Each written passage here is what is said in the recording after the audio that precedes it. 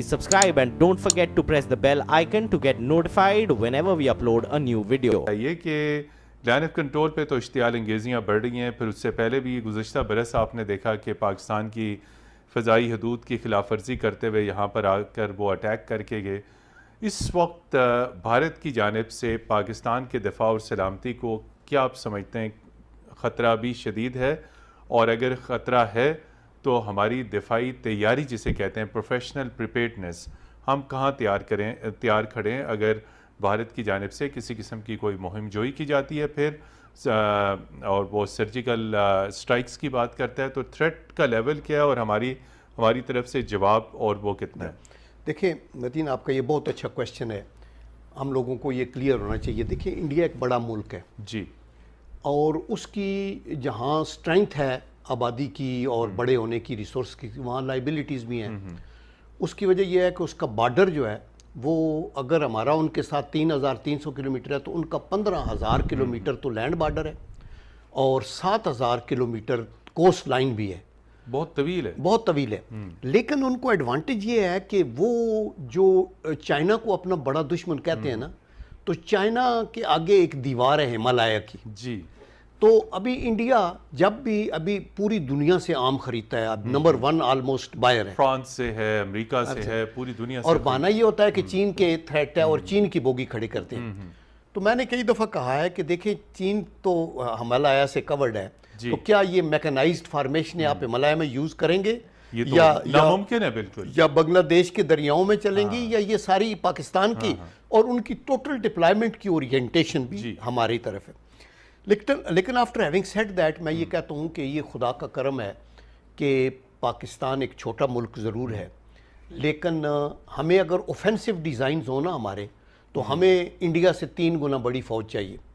لیکن چونکہ ہم نے اپنے دفاع کے لیے ہر تیاری کی ہوئی ہے، اس لیے اگر انڈیا کی 14-15 لاکھ کی فوج ہے تو ہمارے پاس بھی 5-6 لاکھ کی فوج ہے۔ جی بالکل، اگر انڈیا کے پاس لیٹ سے 4500 ٹینکس ہیں تو پاکستان کے پاس بھی 2700 یا اس کے لگ بھگ ٹینکس ہیں۔ اسی طرح گنز اگر ان کے پاس یہ جو ہیں اے ایف ویز وہ 5600 ہیں تو ہمارے پاس بھی 3000 ہیں۔ آرٹلری کے پیسز اگر 5000 ان کے پاس ہیں تو ہمارے پاس بھی 3700 ہیں۔ سو دیر فور ہم اللہ کے کرم سے ویل ایکوپڈ ہیں فار آور ڈیفینس۔ ہماری نیوی کے اندر بھی آبویسلی ان کا مقابلہ نہیں کر سکتے چونکہ ان کے پاس تو 2 ایئر کرافٹ کیریئرز ہیں اور ان کا بڑا لمبا بارڈر ہے، لیکن ان کی کنسنٹریشن ہماری طرف، اور اسپیشلی ابھی سی پیک کی وجہ سے ہماری جو رسپانسبلٹی ہے وہ 1100 کلومیٹر ہماری جو کوسٹ لائن ہے اس کی اور زیادہ ایکسپینڈڈ ہے، جس پہ ہمیں اپنا اس کو کرنا پڑے گا۔ اسی طرح جو ایئر فورس ہے وہ اگر ان کے پاس کوئی 2200 جہاز ہیں تو ہمارے پاس 1143 ہیں۔ ابھی وہ اور ماڈرنائز کرنا چاہتے ہیں۔ پاکستان کو بھی اس تھریٹ کو، ہم بالکل انٹرسٹڈ نہیں تھے کہ آرمز ریس میں جائیں، ہم بالکل انٹرسٹڈ نہیں تھے کہ ہم نیوکلیئر کیپیبلٹی حاصل کریں، میزائل کریں، یہ سب کچھ جو ہے مجبوراً کرنا پڑا ہمیں اپنے دفاع اور سلامتی کے لیے، کہ جو ہی بھارت جو ایکشن لیتا تھا جواباً پاکستان کو وہ چیز کرنی پڑتی تھی۔ یہی ہوا، پہلے ہندوستان نے ایٹمی تجربے کیے اور پاکستان نے بعد میں کیے۔ جی، اور ہم نے انڈیا کو یہ آفر بھی کیا تھا کہ ساؤتھ ایشیا جو ہے اس کو نیوکلیئر فری زون بنا سکتے ہیں، لیکن انہوں نے یہ بھی نہیں ایکسیپٹ کیا، اور ان کے اندر ایک کیڑا ہے، اور میں یہ سمجھتا ہوں کہ ان کو اٹس اے کمپلیکسڈ لیڈرشپ وہاں، جس کو ایک احساس کم تری ہے، ورنہ انڈیا اور پاکستان 2 مختلف ملک ہیں، آزادی کے ساتھ رہیں، یو این کے چارٹر کے مطابق ہم بارہا آپ کو پیس ٹاکس کی آفر دیتے ہیں، آپ جنگ کی بات کرتے ہیں، اور یہ Modi is on record to have said جب ڈھاکہ گیا ہے تو اس نے یہ کہا کہ یہ بنگلہ دیشیوں کی آزادی میں ہمارا خون شامل ہے۔ ابھی افغانستان یہ بلوچستان والوں کو وہاں سے بیٹھ کے کہا کہ وہ ہم کرتے ہیں، اور پھر اگلے دن کہا، جس کا پرائم منسٹر نے بھی ذکر کیا، کہ یہ کہتے 10 دن کے اندر ہم پاکستان جو ہے اس کو ختم کر دیں گے۔ تو مطلب ہے ان کو یہ زبان سٹیٹس مین نہیں یوز کرتے۔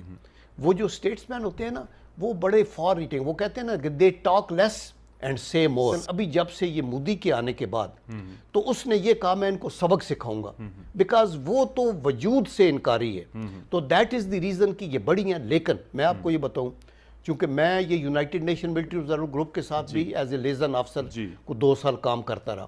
And I have been to all these field stations جو ان کے ہیں نا, بھمبر نیچے سیالکوٹ ہے پہلے, پھر بھمبر ہے, پھر کوٹلی ہے, پھر راولا کوٹ ہے, پھر استور ہے, سکردو ہے. تو میں ان پہ ساروں پہ گیا, ادھر بھی راجوڑی اور بارہمولہ اور یہ وہ سارے ان کا. تو یہ جو وائلیشنز ہیں ان کو یہ وہ چینج کرنے نہیں دے, لیکن ہم یونائٹڈ نیشن کے ریزولوشن کی وائلیشن نہیں کرتے, ہم اپنے ڈیفنس میں فائر کرتے. تو یہ ابھی بڑی ہیں, اور یہ جب بھی انڈیا کے اندر کو مسئلہ ہوگا. یہ آپ کیا سمجھتے ہیں, یہی میرا سوال تھا کہ اس کے پس پردہ کیا مقاصد ہو سکتے ہیں کسی ایشو سے توجہ ہٹانے کے لیے؟ اور پھر وہ اپنے مینیفیسٹو میں لکھتے ہیں. ابھی میں اگلے دن سن رہا تھا انڈین پرائم منسٹر کو, ہی سیڈ میں نے کہا تھا نا 370 ریووک ہوگا, ڈن. میں نے کہا بابری مسجد, ڈن. میں نے کہا تھا سٹی کا وہ جو سٹیزن ایکٹ بناؤں گا, ڈن. یعنی he was seeing it as pride. لیکن ابھی یہ کرونا آ گیا ہے نا, اس کا مطلب ہے امریکہ دفاعی برآمدات کے حوالے سے دنیا میں نمبر 1 ہے آل دی ٹائم, اور رشیا نمبر 2 ہے, اور اسی طرح پھر فرانس ہے اور جرمنی اور یہ ان ممالک کا ہے.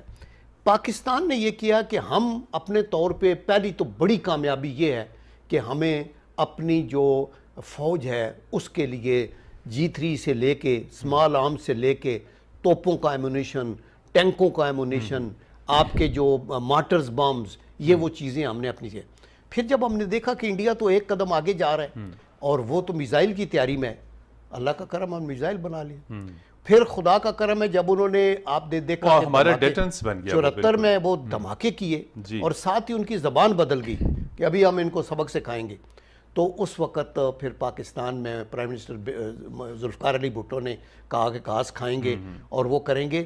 اور پھر ہر لیڈر نے جو آباد میں آئے ان کے, وہ ضیاء الحق صاحب, پریزیڈنٹ اسحاق خان, بے نظیر بھٹو, نواز شریف. اور نواز شریف صاحب کو تو یہ آنر مل گئی کہ ان کے ہوتے ہوئے دھماکے ہو گئے 1998 کے اندر. یہ ایک بہت بڑا فیصلہ تھا. کہ اسی کے اوپر ایک ہمیشہ سے یہ کہا جاتا ہے کہ اگر ڈیسیجن اس وقت کے پرائم منسٹر نے کیا اور شروع سے ہماری نیوکلیئر فیسلٹیز ریڈی تھیں, تو کیا ماضی کے حکمران مختلف اوقات میں کیا اس کے اوپر سمجھوتا کرتے رہے؟ ہم نے پہلے نیوکلیئر ٹیسٹ کیوں نہیں کر لیے؟ ہندوستان نے جب کیے تو اس کے بعد پاکستان کو ایک طویل وقت کیوں لگا؟ دیکھیں وجہ یہ تھی کہ ہم زیر عتاب تھے پوری دنیا میں, most sanctioned ally of the United States of America. آپ کو پتہ ہے نا, ہم نے سوویت بیٹل یہ حصہ لیا, اس کے بعد انہوں نے ہمیں پریسلر امینڈمنٹ لگا دی. درمیان میں ایک ڈیولپمنٹ یہ ہوئی کہ 2003 میں جب پرویز مشرف صاحب تھے نا, تو انہوں نے انڈیا کے ساتھ ایک معاہدہ ایسے سیز فائر کا کر لیا, جس کی وجہ سے ہوا یہ کہ انہوں نے وہاں ایک فینس اریکٹ کرنی شروع کر دی, جو کہ اگین وائلیشن ہے کراچی ایگریمنٹ کی, بیکاز اس میں یہ تھا کہ ڈیفنس کو آپ کسی لحاظ سے بھی بیف اپ نہیں کر سکتے. اس سے پہلے یہ کرتے تھے نا تو ہم فائر کر کے توڑ دیتے تھے. لیکن جب یہ سیز فائر ہوئی تو 2003 میں ان کو موقع ملا. انہوں نے کیا کیا کہ 2004 دسمبر تک وہاں پہ انہوں نے باڑ لگا لی 550 کلومیٹر, 8 سے 12 فٹ اونچی, اور اس کے اندر بھی گیپ تھا, اور اس میں بجلی بھی چلائی, اس کے اندر تھرمل امیج کی بھی تھی, لینڈز بھی, الارم بھی, اس کے اندر کیمرے بھی لگا دیے. اور پھر اس کا مطلب یہ تھا کہ ہماری طرف سے تو کوئی وائلیشن کا تک ہی نہیں ہے. ابھی ساتھ ہی انڈیا نے اپنے جگہ چن کے تو پاکستان کے خلاف. اچھا, دوسرا ایک اور متین مسئلہ یہ ہے کہ پاکستان کے طرف سے مسلمانوں کی آبادی لائن آف کنٹرول کے بالکل ساتھ ساتھ ہے, وہ ہمارے ہیں, ملک ان کا ہے, ہم ان کو. انڈیا کی طرف سے انہوں نے ان کو دیس نکالا کیا کہ